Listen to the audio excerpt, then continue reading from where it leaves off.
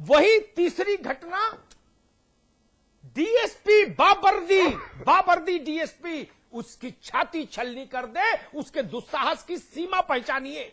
वो 16 का हो या 28 का हो, इससे क्या फर्क पड़ता है, उसके दुस्साहस की सीमा पहचानिए। पुलिस सरकार के इकबाल को रिप्रेजेंट करती है। सवाल जियाउल हक का नहीं था, वो उत्तर प्रदेश सरकार का सवाल था। जो सरकार पर गोली चलाने का दुस्साहस कर सकता है और फिर उसको घसीट घसीट के मार सकता है, वो व्यक्ति इस आधार पर क्षमा के पात्र है क्या कि वो अब 2 महीने कम है, 2 महीने ज्यादा है। मैं कहता हूं एक ऐसी विभाजक रेखा खींचिए, ऐसी प्रामाणिक विभाजक रेखा, कहिए कि 14 बरस से 1 दिन भी ज्यादा है तो जाइए जेल और झेलिए फांसी। आप में ज्यादा खून में जोश है, गर्मी है, अपराध करने की इच्छा ज्यादा है तो चढ़िए फांसी। 14 से इस पार वालों को बच्चा मानकर सुधार गृह में भेजिए। अजब तमाशा है, पौने 18 साल तक आप जुवेनाइल कोर्ट के सहारे मौज करेंगे और अपराध शुरू कर देंगे आप 15 साल से। ये अब नहीं हो सकता। जब कभी, जैसा अभी कहा हमारे दोस्त माथुर साहब ने, वो जमाना हम लोगों ने देखा कि जब बीए एमए तक कर जाते थे और समझ ही नहीं आती थी देश दुनिया की। आज जमाना कहां पहुंच गया भाई। ये इन 3-4 घटनाओं ने मेरी आंखें खोल दी। मुझे लगा कि अब इस कानून का दुरुपयोग हो रहा है। एक स्कूल की टीचर की गवाही होती है अदालत में, वो आती है अपना रजिस्टर लेके, कहती हां जी मेरे रजिस्टर में यही लिखा था। अरे भाई आपका रजिस्टर कोई पार्लियामेंट से अप्रूव्ड होके आया था क्या? चाहे जो लिख लीजिए उसमें, और आदमी बरी हो जाता है। ये स्थिति, इस देश में राशन कार्ड और जन्म प्रमाण पत्र की कोई कीमत बची भ्रष्टाचार के चलते? और जज साहब को सब दिखता है लेकिन उम्र नहीं समझ आती। अपने बच्चे की भी उम्र समझ नहीं आती क्या? अरे दिखता तो है ना कम से कम आदमी, लेकिन कानून, इसीलिए शायद देश में लोग कई बार कहते हैं कि भाई कानून देख भी ले, समझ भी ले तो भी बोलेगा नहीं। ये है जो उसको सींचता है, अदालत के समय को और पैसे की बर्बादी को सींचता है, पुष्पित पल्लवित करता है। किसी समझदार आदमी से पूछिए, जो केस मैं बता रहा हूं आशियाना का, 8 साल लग गए, अभी तक तय नहीं हुआ कि मारने वाला वयस्क है या अवयस्क है। इससे बड़ी बात कोई हो सकती है क्या? उस बच्चे के परिवार वालों से पूछे जाके कि जुवेनाइल कोर्ट सिस्टम क्या है इस देश में। देवयानी के माता पिता से पूछिए बलिया जाकर, जुवेनाइल कोर्ट सिस्टम क्या है। परवीन आजाद से जाके पूछिए ये जुवेनाइल क्या है जो अदालतें खेल रही हैं। जी, ये बंद होना चाहिए खेल। अगर आप छोटे हैं तो छोटे जैसा आचरण करिए। जी, आप अभद्र आचरण करते हैं, घृणित आचरण करते हैं तो सजा के लिए तैयार रहना चाहिए। उन बच्चों को भी और उनके माता पिता को भी सबक मिलना चाहिए। जी, और हमारे पास लगातार हमारे फेसबुक पेज पे जो एसएमएस आ रहे हैं, मैं चाहूंगा कि कुछ एक एसएमएस में उनको बताना चाहूंगा। निहारिका बंसल हैं, आप कह रही हैं कि ऐसे जुर्म करने वाले तो माइनर हो ही नहीं सकते, they are only culprits not innocent, so इन्हें भी पनिश करना होगा।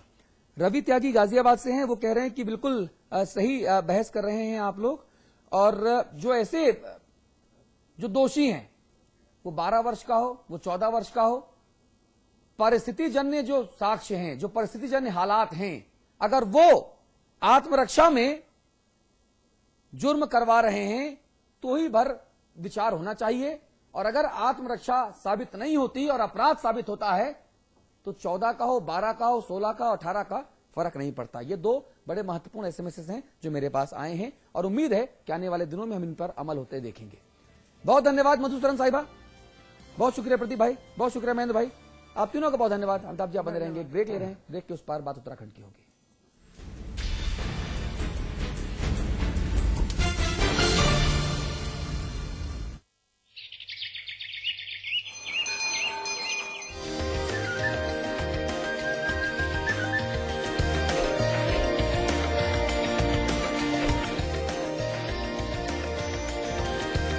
पेंटागन मॉल हरिद्वार उत्तराखंड का सबसे बड़ा मॉल और मल्टीप्लेक्स, निर्माता सुपरटेक। मैं चाहूंगा कि जब जब भी मेरा जन्म हो, वृंदावन की इसी पावन भूमि में हो। A unique project with world-class facilities just for you and your loved ones. Nalanda laser Sanskar City. At Vrindavan. इसमें टेस्ट है, तंबाकू नहीं। आप भी आजमाइए रजनीगंधा। रजनीगंधा। भूमि ग्रुप पेश करते हैं Vrinda elegance, an integrated colony at Vrindavan. भगवान श्री कृष्ण की क्रीड़ा स्थली वृंदावन में बसने का सुनहरा मौका। एहसास कीजिए ब्रजवासी होने का। रियल एस्टेट, हॉस्पिटैलिटी, ज्वेलरी और संगीत के कारोबार का सबसे विश्वसनीय नाम GTM ग्रुप। सभी बड़े शहरों में टाउनशिप, कमर्शियल स्पेस और ग्रुप हाउसिंग का निर्माण करने वाला जाना पहचाना नाम जल्द ही पंजाब और झारखंड में करने जा रहा है अपना विस्तार। The destination of your aspirations, GTM, let's make it happen. आज ली क्या? And then interestingly,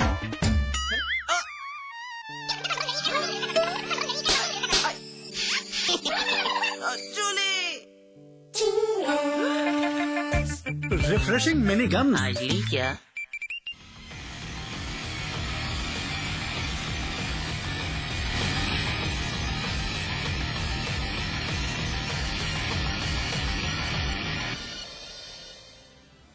और अब बात उत्तराखंड की करेंगे, जहां निकाय चुनावों के मद्देनजर बागियों की बारात से निकल पड़ी है। अपनी पार्टी ने टिकट नहीं दिया तो खट से पाला बदल लिया, या फिर अपनी ही पार्टी के खिलाफ निर्दलीय ताल ठोंकने की तैयारी कर रही। यह हाल कमोवेश सभी दलों का है, चाहे बीजेपी हो या फिर कांग्रेस। कोई भी पार्टी बगावत की आंधी से अछूती नहीं है। इस मुद्दे पर बातचीत करेंगे हमारे साथ अमिताभ अग्निहोत्री जी, हमारे मैनेजिंग एडिटर दिल्ली से। देहरादून आपको लेकर चलेंगे उमेश अग्रवाल जी, आप बीजेपी के नेता हैं। सुरेंद्र अग्रवाल जी, आप कांग्रेस के नेता हैं। अविकल सपलियाल साहब हमारे स्थानीय संपादक हैं। आप सभी लोगों से करके इस मुद्दे पर चर्चा करूंगा। जी, तो उत्तराखंड में निकाय चुनाव की तैयारियां जोरों पर हैं। ऐसे में राजनीतिक दलों ने अपने प्रत्याशी तय कर लिए, तो बागी नेताओं की एक बड़ी फौज इनकी राह में रोड़ा बनकर खड़ी हो गई है और बागियों की बारात से निकल पड़ी।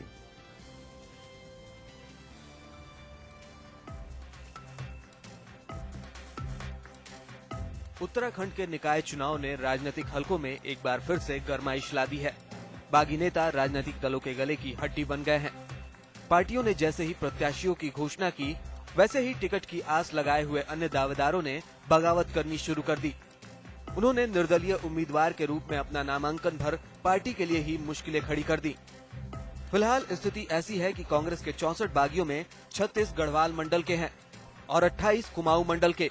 बीजेपी के लगभग 31 बागी तो बीएसपी के 5 बागी मैदान में डटे हुए हैं। साफ है, बागियों की फहरिस्त लंबी है और पार्टी नेता उन्हें मनाने में लगे हैं। देखिए, बातचीत चल रही है। हमारे जो भी कांग्रेस के साथियों ने जो निर्दलीय उम्मीदवार के रूप में नामांकन किया है, उनसे वार्ता हो रही है। परिवार के लोग हैं, अभी समय है और उनसे अनुरोध भी किया जा रहा है कि पार्टी के हित में अपना नामांकन वापस लें और मुझे विश्वास है कि वो निश्चित रूप से निश्चित समय अपना नामांकन वापस लेंगे। उसके बाद ही अगला कदम हम तय करेंगे। सबसे महत्वपूर्ण कही जाने वाली देहरादून मेयर पद की सीट में भी कांग्रेस के बागियों ने ही कांग्रेस प्रत्याशी के नाक में दम किया हुआ है। हालांकि पूर्व मेयर मनोरमा शर्मा को कांग्रेस ने मना लिया है। हो गई है और बागी नहीं थे। मनोरमा शर्मा हमारी बहुत सीनियर लीडर हैं, ऑल इंडिया जनरल सेक्रेटरी है महिला कांग्रेस की। उनका कांग्रेस से टिकट का आवेदन था, आवेदन स्वीकार नहीं हुआ तो उन्होंने मुख्यमंत्री जी से और प्रदेश अध्यक्ष जी से बातचीत करके नाम वापसी का ऐलान कर दिया। वहीं बीजेपी भी अपने बागी नेताओं से खासी परेशान है, लेकिन उसका तर्क है कि टिकट तो किसी एक को ही मिलना है, तो बगावत करने का क्या मतलब। अब चुनाव में टिकट तो एक को ही मिलता है। जो आज घोषित प्रत्याशी के खिलाफ चुनाव लड़ रहे हैं, अगर इन्हीं को मिल जाता तो फिर जो इनके खिलाफ लड़ते तब कैसी परिस्थिति आती। तो ऐसे में जितना भी समझाना बुझाना होगा, हमारे लोग लगे हैं। सभी का होता है राजनीतिक पार्टियों में, किसी को टिकट मिलता है तो खुश होता है, किसी को टिकट नहीं मिलता है तो नाराज होता है। ये एक प्रक्रिया है राजनीतिक दलों की, उसमें जितना समझाया बुझाया जाएगा लोगों को, उसके लिए सभी लोग प्रयास कर रहे हैं। बहरहाल बागियों से पार पाकर पार्टियां निकाय चुनाव में कितना दम दिखा पाती हैं, देखने वाली बात होगी। निकाय चुनाव में राजनीतिक दलों के लिए बागी सिरदर्द बनते जा रहे हैं। बड़े राजनीतिक दलों के लगभग 100 से ज्यादा बागी प्रत्याशी मैदान में हैं। ऐसे में भले ही ये बागी प्रत्याशी जीत न पाए, लेकिन हार का समीकरण तो जरूर बना देंगे। कैमरामैन विजेंद्र दूड़ी के साथ में पंकज कुमार, देहरादून, समाचार प्लस। अविकल भाई, बागियों की बारात निकल रही है, मुझे बताइए दूल्हे के नाम पहले, और कौन कौन सी बारात कहां कहां तक पहुंची है, किस किस सड़कों पे घूम रही है? मुझे अतुल भाई ऐसा लग रहा है कि बागियों की जो बारात निकली है, ये इसके बाद निर्दलियों की बारात निकलेगी। हाँ। जो जुलूस निकलेगा वो निर्दलियों का निकलेगा, क्योंकि मुझे वही गणित दिख रही है जो 2008 में हुई थी। 61 नगर पालिका अध्यक्षों का जो चुनाव हुआ था, उसमें 22 निर्दलीय जीते थे, 17 कांग्रेस के थे और 18 बीजेपी के थे। तो ये जो बागियों का जो झंझट चल रहा है, उसके कारण जो लॉटरी अब खुलेगी वो निर्दलियों की खुलेगी। और जो वार्ड मेंबर थे, जो सभासद थे, 300 निर्दलीय जीते थे अतुल जी 2008 में 300, और ये 177 और 135 पे टिक गई थी भाजपा और कांग्रेस। तो ये जो दोनों दलों में है इस समय, जो पहली नजर में मुझे दिख रहा है वो कांग्रेस में ज्यादा है वो बागियों का संकट। हालांकि उन्होंने डैमेज कंट्रोल भी उतनी ही तेजी से किया है। हालांकि बीजेपी इस मामले में मुझे थोड़ा सा पीछे दिख रही है डैमेज कंट्रोल में। थोड़ा सा रणनीतिक दृष्टि से भी अभी यह नहीं दिख रहा है कि वो कहां बात कर रहे हैं, संगठन वाले किससे बात कर रहे हैं। टिहरी में उनके खड़ा हुआ एक आंदोलनकारी, और जगह उनके खड़े हैं, भीमताल में खड़े हैं, और देहरादून में आज जो कांग्रेस है एक बड़ी सफलता मिली है कि मनोरमा शर्मा और एक विशाल डोभाल, जितेंद्र चौहान, ये 3-4 जो एक साथ इन्होंने नाम आज वापस ले लिया है। ये कांग्रेस की एक बड़ी यहाँ पे सफलता मानी जा रही है। थोड़ा सा देहरादून का संकट इनका कम हुआ है, लेकिन अन्य क्षेत्रों में इनका अभी कांग्रेस का संकट बना हुआ है। जी अविकल भाई, लेकिन उमेश अग्रवाल जी मेयर पद के तगड़े दावेदार, तगड़े उम्मीदवार के तौर पर माने जा रहे थे, लेकिन है कोई और। उमेश भाई, सहयोग जारी है ना विनोद चमोली जी के लिए? ये सहयोग क्या, भारतीय जनता पार्टी एक अनुशासित पार्टी है और पार्टी के अंदर हमारा नियम है, हम सब लोग भगवा झंडे के तले खड़े हैं। हाँ। और भगवा झंडे में पार्टी के हाईकमान जो तय कर देता है वो हम सब भाई साहब ये तो पार्षद से लेके जब प्राइम मिनिस्ट्रियल कैंडिडेट तय होता है तब भी हर नेता ये लाइन कहता है। इसके अलावा कुछ नया हो जाए आज? नया क्या कराना चाह रहे, कांग्रेस जैसी हालत कराना चाहते हो क्या भारतीय जनता पार्टी में? हमारे चाहने से क्या होता है? अपने आप में एक अनुशासित दल है, कांग्रेस पार्टी की तरह इसमें गुंडागर्दी नहीं है, रास्ता जाम करने की प्रथा नहीं है। हाँ। अपने वरिष्ठों का अपमान करने की प्रथा नहीं है। ठीक बात और है। बागी होकर वरिष्ठों को चुपचाप भीतरघात करके हरवाने की परंपरा तो है, लेकिन सार्वजनिक तौर पे अपमान करने की परंपरा नहीं है। देखिए ये तो आपका आरोप है, खंडूड़ी है जरूरी, एक रात में गैर जरूरी कर दिए गए वो, और उनके कनिष्ठों ने ही किया था। और आप जानते हैं इस चीज को किसने किया था? क्योंकि आप खंडूड़ी जी के साए की तरह थे, अभी भी हैं, उनके राइट लेफ्ट सारे हैंड आप ही थे, और आपको पता है कि किसने उनका विकेट उड़ाया था? अग्रवाल साहब, सुरेंद्र अग्रवाल साहब। अग्रवालों की बहुतायत हो गई है, मुझे फर्स्ट नेम से बुलाना पड़ेगा। अतुल जी, अब आपकी पारखी नजर के आगे मुझको तो लगता है मेरे कहने के लिए तो आपने कुछ छोड़ा ही नहीं जी। उमेश भाई को आपने तो टिकट तक दे दिया। अभी जहां तक कांग्रेस की बात है, कांग्रेस में विविधता को साथ लेकर चलने की क्षमता है, और हमने जो भी हमारे प्रत्याशियों के विरुद्ध, अधिकृत प्रत्याशी के विरुद्ध जिन लोगों ने भी नामांकन भरा है या भरा था, उसमें काफी सफलता हम लोगों ने हासिल करी है, और आगे भी लगातार हम सफलता प्राप्त करेंगे। पूरे राज्य के अंदर जहां भी कांग्रेस के सिपाही ने अधिकृत प्रत्याशी के विरुद्ध नामांकन भरा है, हमने उनसे लगातार ये आग्रह किया कि वे पार्टी के हित में मैदान से हट जाएं, और इसमें हमें बहुत भारी सफलता देहरादून में मिली, अन्य जगहों पर भी मिली है। और मुझे पूरा विश्वास है कि कांग्रेस पार्टी के सिपाही होने के नाते ऐसे सभी लोग पार्टी के हित में चुनाव के मैदान से अधिकृत प्रत्याशी के विरुद्ध हट जाएंगे। हमेशा मलाई जो जमती है वो दूध पर जमती है। अच्छा। लेकिन कांग्रेस ने इस बार मलाई मट्ठे पर जमाई है, और ये मलाई कितनी टिकती है ये समय आने पर दिखाई देगा। अच्छा, ये टेक्नोलॉजी भी अच्छी है उमेश भाई, टेक्नोलॉजी अच्छी है। टेक्नोलॉजी बिल्कुल, मैं आपको परफेक्ट बोल रहा हूँ। ये तात्कालिक रूप से एक मैनेजमेंट है पार्टी का। हाँ। और आगे हम कहते हैं कि आगे आगे देखिए होता है क्या। और आज भारतीय जनता पार्टी जिस हिसाब से भारी मनोबल के साथ, बड़े मनोबल के साथ केंद्रीय सरकार की एंटी इनकम्बेंसी को लेकर, राज्य सरकार की संपूर्ण विफलताओं को लेकर और जो भी निर्णय भारतीय जनता पार्टी ने अच्छे लिए थे उन सारे निर्णयों को वापसी करते हुए आज जो वातावरण कांग्रेस का बना है वो कांग्रेस के उस वातावरण से जिस प्रकार की